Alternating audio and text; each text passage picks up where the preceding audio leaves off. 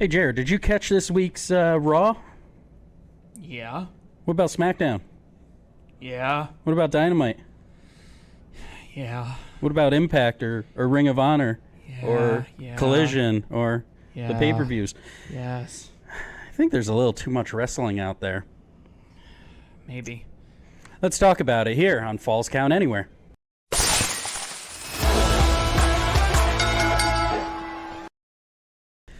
Welcome to another episode of WWB Falls Count Anywhere.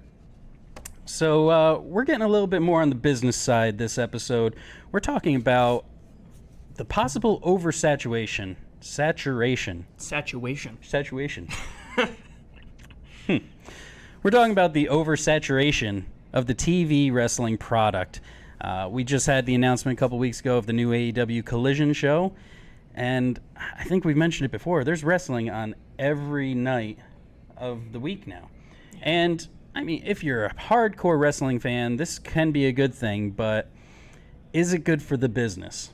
Yeah. I don't know. We're going to talk about it right now. So this came up because a couple of weeks ago, I had kind of noticed this when they officially announced that Collision was going to be added to the roster. And I thought, man, I need to make a schedule. And I literally scheduled out, like, what is Monday? What is Tuesday? What is Wednesday? And I shared it with the group, and I think we all kind of agreed that there's title inflation going on, and there's product inflation that's going on, and the value of the product is going down. And I had begun to write an outline for an article based off of this topic that maybe was going to turn into something for Falls Count Anywhere, I thought, because it's business and economics related, and we haven't been talking a lot about that. And then Mr. Tito from No DQ got in front of me. He's about a week ahead of me, and he wrote an entire article. He provided some very interesting insights, and I knew we just had to discuss it. yes. So let's start at the top. So at the top in the article, and we'll link it below, you should definitely check it out. It's very interesting to read. The article starts by talking about something called the law of diminished marginal utility, basically the law of diminishing return. And basically what it states is the more you have of something, the less you want of it. He uses the example of slices of pizza. If you're starving in the desert, one slice is like the greatest food you've ever eaten in the world. And then slowly, the value of that pizza slowly diminishes until by the time you get to the 10th slice of pizza, you want to puke.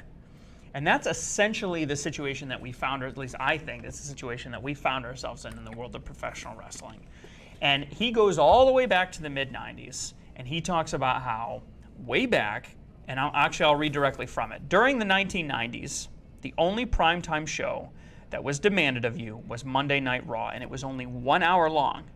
And now think about that. If you're a young fan today, and you weren't around back then in the early 90s, 1 hour of wrestling a week, and it wasn't even live. You can compare it more recently to the golden age of NXT when it was on the WWE Network. It was only 1 hour long, and it was the best wrestling product on TV by far. And then the Monday Night Wars happened with WCW. Obviously, WCW added Nitro, which I believe at the time was 2 hours. It started as 1 hour. It started out as 1 hour, Yep. expanded to 2 hours. And then in 1997, WWF responded by going to 2 hours on the Monday night show, which was okay because every other week it was going to be a live show. Right? And so you created this seesaw action where when the quantity of something goes up, the quality goes down. So you have to do something to increase the quality of the product that you're working with. And one way that the WWF at the time, now WWE, worked around it was to create a live show. And that created a new dynamic. I mean, you didn't watch live up until that point. Throughout the entire history of wrestling, if you wanted to see it live, you had to go to a live show. Now, that wasn't the case anymore. Okay, so what happens then? Well, in late 1999, the WWE wanted to debut WWE SmackDown, which added another 2 hours of content.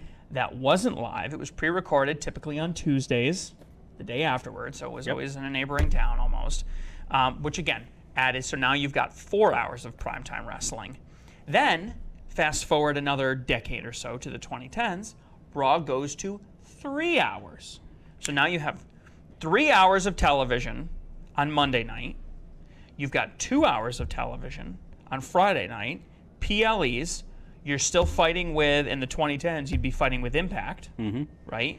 And when SmackDown came around, Nitro, WCW Nitro was still a thing, and they were up to 3 hours as well. Right. Actually, this is a really great way. So let's think about this. So now Nick Khan has announced that they're open to going to a third hour on SmackDown.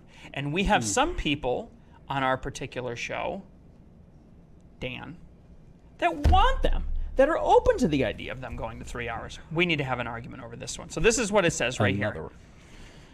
Could you imagine that? Both Raw and SmackDown are 3 hours long. What if it's a pay-per-view week? What if it's a pay-per-view week? That means that for WWE brands, only WWE brands, you're watching 3 to 5 hours of pay-per-view, 3 hours of Raw, 2 hours of NXT, and 3 hours of SmackDown. Do you have time for your family? Do you have time to relax and watch other things? Do you have time for sleep?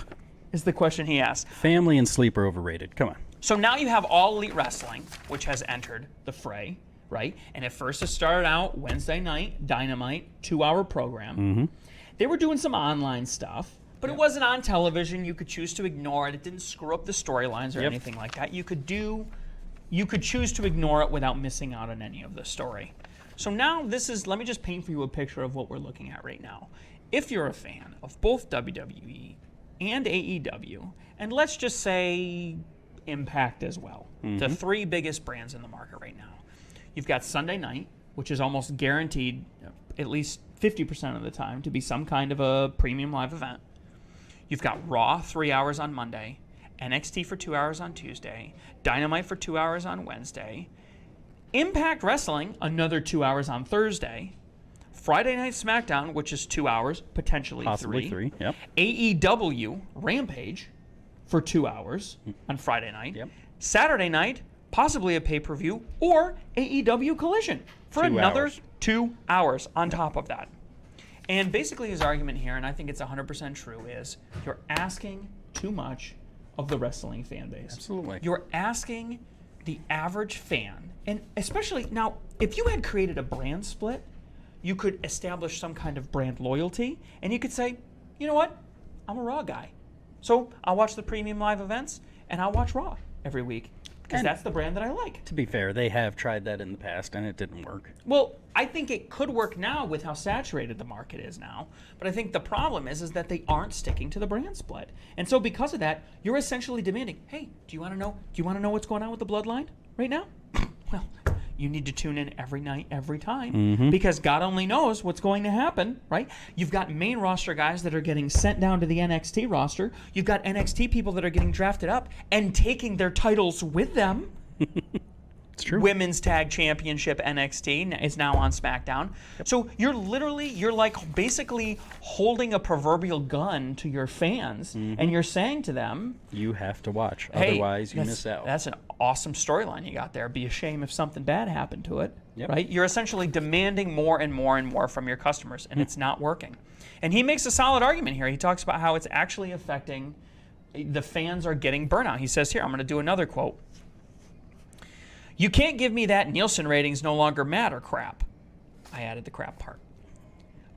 But when it translates to lower merchandise sales, besides the Bloodline merchandise, and attendance goes down in correlation, then it translates to a lower willingness to pay for cable TV just to watch wrestling live. YouTube viewer numbers only pop for specific things that are reportedly, and this blew me away, 70% international. Wow. 70% international. Only 30% of YouTube views are domestic. So when they say this 40 video million, of The Fiend was 1.9 million views. They did it at Backlash, right? The Bad Bunny had 40 million views from Backlash. 70% of that, 30 million views of that, came from an international audience. Wow. So this is something that we ran into at Raw. He talks about how the WWE has been blocking off the upper decks when you go to their shows. And I can tell you, when we went to MVP Arena in Albany this past Monday, last week, they had the upper deck completely blocked off on the camera side. On the camera side. And they had, because of the gigantic screen that they have for Raw, that blocks off maybe a third Yeah, the all over itself. entire rear arch of the building. I was sitting back during one of the breaks because I got the question on Facebook and I wanted to answer it. And so I was counting the rows and the seats and I did some quick math and I came up with around 8,000, which at first I thought wasn't too terribly bad. And then I looked it up and the arena we were in holds almost 16,000 people for an event like that. So it really, it seems to me like there's a very significant argument he's making here. And what does he say? He says time equals money. And attending an event live not just costs money, but it costs time as well. And driving into a big city like we did, paying to park, parking, going in, merchandise, food, beer, not to mention trying to get out of the parking lot at the back end of it, this all cost us. And you can't use the excuse of blocking things off for camera side. It doesn't make any sense. They even say that before the 2020 pandemic, WWE began significantly scaling back their house shows. And I think there's been one house show in the last, when was it when we went with little cousin there? There's been like one house show in the last 8 years. That had to have been 6 years? 2016 at least. It's been at least 6 years since we had that. So to me, that indicates that they're doing that kind of stuff and they're trying to make themselves look better by, again, roping off sides. I mentioned it earlier. They're only keeping one merchandise stand. So there's a line to frickin' Terre Haute every time you want to buy a t-shirt. And you said yourself you wanted to buy some merch. I wanted to get a Kevin Owens shirt, but I wasn't going to wait in line for half an hour.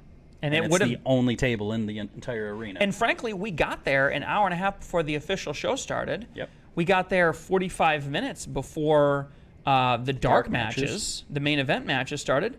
I'm not going to miss a main event match. I mean, we paid over $100 when all the fees and everything were included in those tickets. You go there for the show, not the t-shirt. You can buy the t-shirt online. Yeah.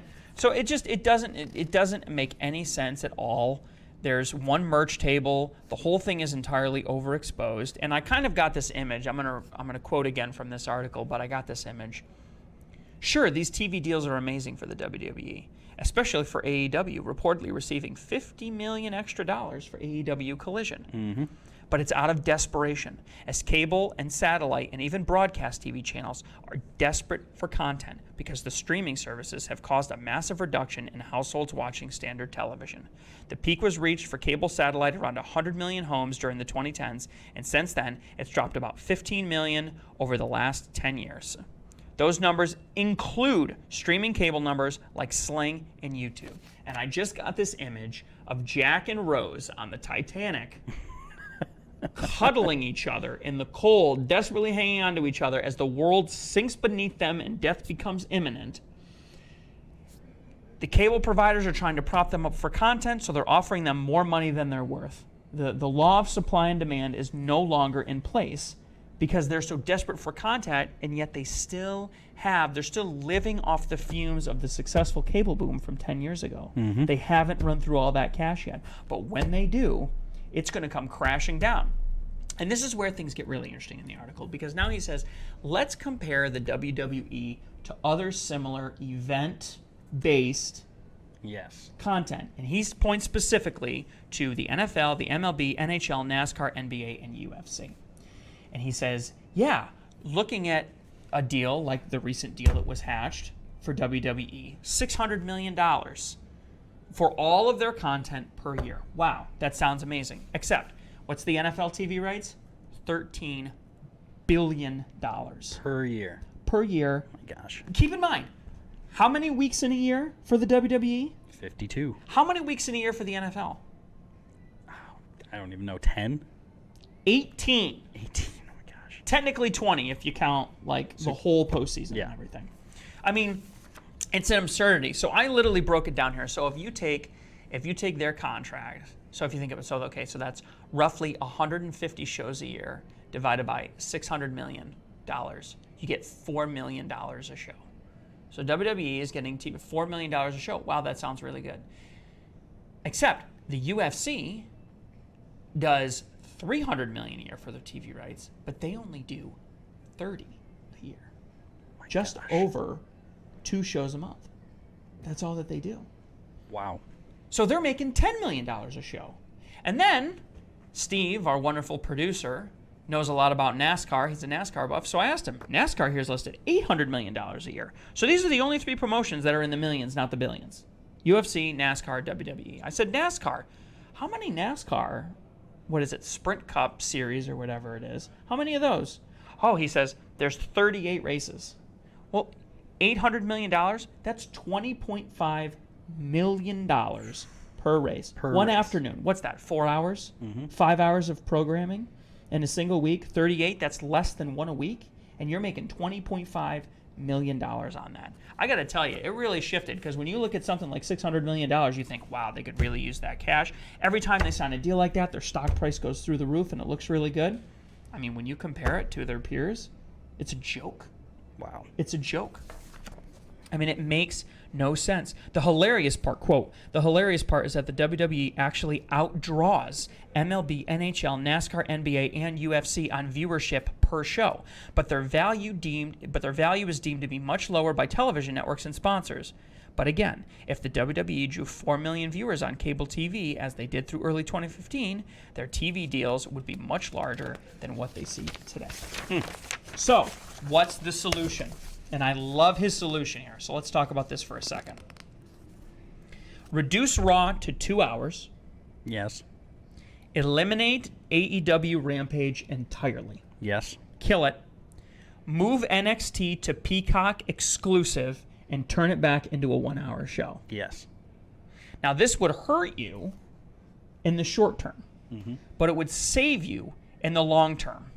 Wrestling fans are burned out, and I believe the wrestlers working for these promotions are having to do 4 to 7 hours of television shows each week, and they're tired of it. And the injury risk is there. Every time your people are in front of the camera doing a somersault, doing a moonsault, doing a whatever salt, hitting a finisher. I mean, think about it. We were just talking about all the injuries that they've been facing. You can't tell me that that isn't a result of overexposure. Absolutely. Of the product out the back end.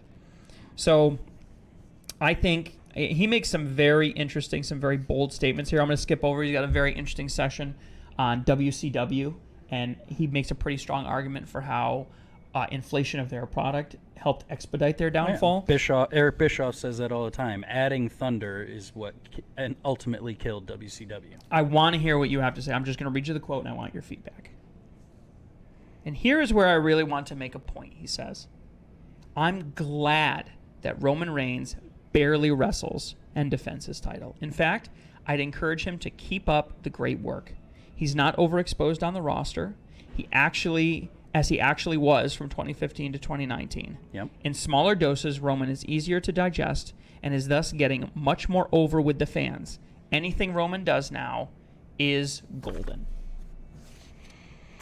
Yeah, I would. Now, this goes against what we've been saying on this show, on our mother show. This goes against what we've been saying, right?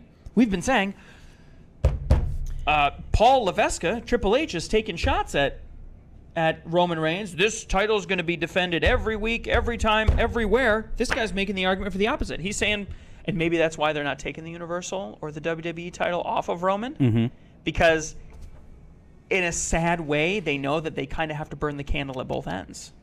They kind of have to create a title that they know is going to be secondary in order to justify keeping the title on Roman Reigns when Roman Reigns is a fart in the wind, gone. I agree. He should be a special attraction, absolutely. But I don't think he should be gone for months on end. If he's not defending the title, he should be on the show at least every other week or every couple of weeks. Cutting a promo, right. Supporting, whatever it happens to be. See, ringside doing heel stuff. Before Roman, there was Brock Lesnar, who was gone for months on end with the championship. That was a problem. That's actually, he makes that same argument here. Making him a special attraction makes total sense. Why has Brock Lesnar been so effective since 2012? Because he only wrestles a few times a year on premium live events and actually limits the amount of TV appearances he has. Yeah, Brock Lesnar took it to an extreme, a little too far, I think. I mean, and if you go back 20 years when he first came out, I mean, he was there every single week, doing the work, being there, getting over, trying to get over at least. Why is the, quote, this is another quote, why is the NFL more popular than any other league? Look at the TV numbers above. They draw 20 to 40 million viewers per game on the weekends, depending on the teams, because less is more. If you can only watch NFL games from September through January, but each team only plays once per week, this is unlike NHL, NBA, MLB, who play multiple times a week, and they play longer seasons with longer playoffs, because they have that, because they are, what's the word I'm looking for? Because they are intentionally generating scarcity in their product. They're intentionally keeping the season short on purpose. It drives demand and it keeps the quality of the product concentrated. If you extend that season out, let's say you double it to 32 games, what are going to be your injury problems are going to spike, or the intensity of the games is going to go down to prevent the injuries from spiking. And you mentioned brand split earlier. There's plenty of football fans who only watch their favorite team. 100%. So this tells me less is more. So this tells me that the way that the WWE, and this shoehorns into an argument that I've made on our mothership show before. WWE is working through this by going international. They like that 70% of their YouTube views are overseas. They see that as an opportunity for an expansion. They just recently did a European tour that they pitched, right? In France, they sang Seth Rollins' intro song for 10 minutes straight. I mean, they literally were showing highlights on Raw and SmackDown of the house shows that they were doing in Europe. They were so proud of themselves. Saw the response in Puerto Rico and Saudi Arabia. Exactly. They went to Saudi Arabia. They're coming off Backlash in Puerto Rico. Money in the Bank is in London. London, yep. They are clearly trying. They're saying, okay, we've oversaturated the United States and really the North American market. We need to start spreading ourselves thin. And I'm predicting here, they're going to injure their wrestlers. Because now you're substituting time at home, time at the physio, time working out. They're going to be spending more time traveling. They're going to be on the planes. Yep. They're not going to have access to food that's as good. They're not going to have access to facilities that are as good. Medical. They're going to be sleep deprived. It's going to be more time in between treatments for all the little minor injuries are going to turn into bigger issues. And frankly, you're already seeing it. They're starting to split at the seams. And unfortunately, this is just the way physics works. It's happening to the women first. Yep. Because they aren't built like Brock Lesnar. So they're more apt to get injured, and that's what you're seeing. And you're going to see it's going to start happening to the smaller wrestlers that are coming up, the Chad Gables, the Ricochets, especially a guy like Ricochet that's doing high-intensity, high-risk moves off the top ropes all the time. That's why the 630 is only for special events now. A guy like that is really going to start to burn himself out if he's made to stretch thin. You need to take mid-card guys and make them top-card guys. Yes. You need to do it in seasons. For 3 months, we're going to follow Roman very closely, and we're going to chase him. And then for 3 months, we're going to focus on Seth Rollins. And then for 3 months, we're going to focus. And you give people a break. If you build into the story that they're going to take the summer off, the winter off, the spring off, they're going to come back. Every year, you're going to have an Edge-style comeback from Royal Rumble. What was that, 2019? Yep. You're going to have an Edge-style comeback. No, it was 2020. An Edge-style comeback every year. It's an opportunity to turn face. It's an opportunity to turn heel. It's an opportunity to mix the story up. It just makes sense. You just have to be willing to give your mid-card guys a chance to shine. And I got to tell you, I don't know why they're not doing this, because the mid-card guys haven't given them any reason not to trust them. They go to other promotions and they kick ass, or they get an opportunity to wrestle like Mustafa Ali did, and they put on a great show with Gunther over in Saudi Arabia. Zelina Vega put on a great show with Rhea Ripley in Puerto Rico. I don't know why you can't give these mid-carders a chance at the top. Give the big guys a break. Charlotte's been smart enough that she's been doing it. I mean, she basically takes 3 months off every year. Sometimes it's due to an injury, but I don't believe she's injured right now. Nope. And she hasn't been around since WrestleMania. It's going to be 3 months before she comes back. She probably won't be back till SummerSlam. She's going to come back happy, healthy, and ready to hit the ground running, ready to crush. He closes with this, and I'll close with this, since we're just about out of time. He makes a prediction. The CM Punk quote, "The CM Punk experiment for AEW Collision will fail, but not because of CM Punk. By Saturdays, wrestling fans are worn out and need the weekends off from their loyal hobby. Plus, Tony Khan and the executive vice presidents have performed enough damage on CM Punk coming off an injury to create any sparks." They basically dulled him. Yeah. He's a dull blade, which is why I think, and I pitched this on our mother show from Friday, they need to bring him back as a heel. They need to do a crybaby heel angle with Tony Khan to help him get heat, get real heat, not go away heat, to get real nuclear heat off the crowd. That's the only way that he's going to be able to go over. And he closes with this statement: "Make things convenient for wrestling fans, please, or you'll lose us." Yeah, it's true. I mean, they have the tools that they need to be successful. It doesn't make any sense to me why they're not doing it. Just with our show we do every week, Wrestling with the Business, we do the weekly TV highlights. I can't watch Raw or SmackDown. You don't get to watch AEW. We have to split it up, and that's not even half of the shows that are on TV now. Yeah, I mean, I just watch Impact for leisure. Right. I don't even... I mean, I was telling our producer, Steve, I was saying, like, dude, we did, what was it, 5 hours for Double or Nothing. It was over 3 hours, and we missed the pre-show. Mm-hmm. So it should have been 9 hours. We only got, like, almost 8 hours worth of content. Dude, we missed both Impact Battleground. I'm sorry, Impact... NXT. It was NXT Battleground we missed, but the Impact, why can't I think of what it was called? Impact had a 2-night show in London, Ontario with PCO. It was a really great show. I watched highlights from it. I highly recommend watching it if you have Impact. But they had really great Impact shows. We didn't cover that. Nope. We didn't cover NXT Battleground. We don't cover NXT at our weekly program. It's too... We don't cover Rampage. Nope. We don't cover Impact. What are we going to do with Collision? You know, we're having to have internal conversations about what's going to get covered and what isn't going to get covered.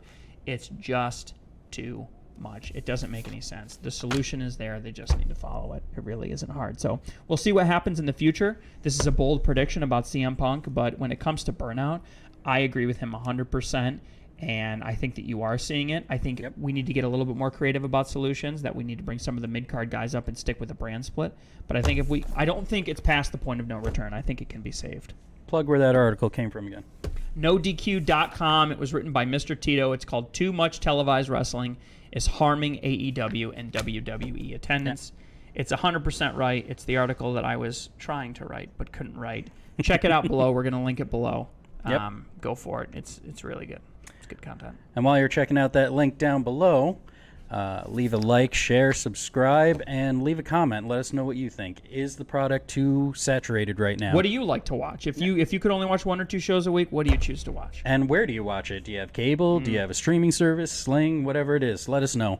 Find us on Twitter and Facebook, all the usual places. And if you keep watching, we'll keep wrestling with business.